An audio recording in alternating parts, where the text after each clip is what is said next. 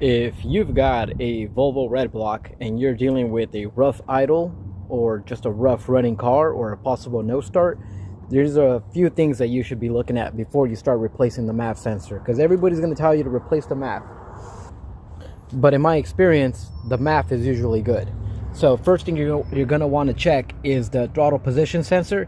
When you move it, there should be a sorry, there's cars passing by.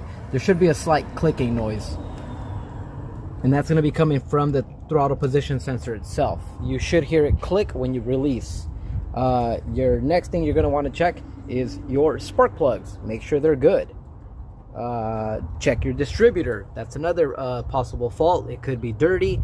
The connections might be loose or faulty, but always check that as well. Your IAC, your idle air control valve, in my experience those things rarely go out, but that's also somewhere you're going to want to look. Most of the time you're dealing with dirty sensors, so your camshaft position sensor and your crank position sensor are going to be in the back over here. Honestly, I don't really know if this guy has a cam position sensor. It should. I know my Volvo white block does, so that's the reason I'm saying it. But also, you're going to want to check your timing.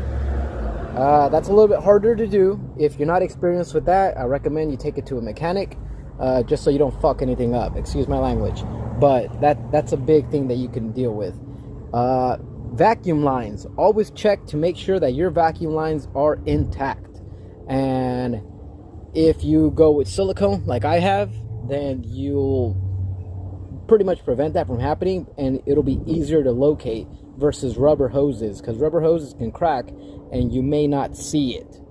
A few other things that you might want to check are, of course, your MAF, which in my experience is usually good. So we got throttle position, we got spark plugs, we got distributor, idle air control valve, timing, battery. I didn't mention that earlier, but battery as well. MAF sensor last, because it is expensive on these red blocks. Just because they don't make them anymore, they typically go for anywhere between $200 to $500. If you're lucky, you can find one at the junkyard, but my experience, they're always gone before you get there.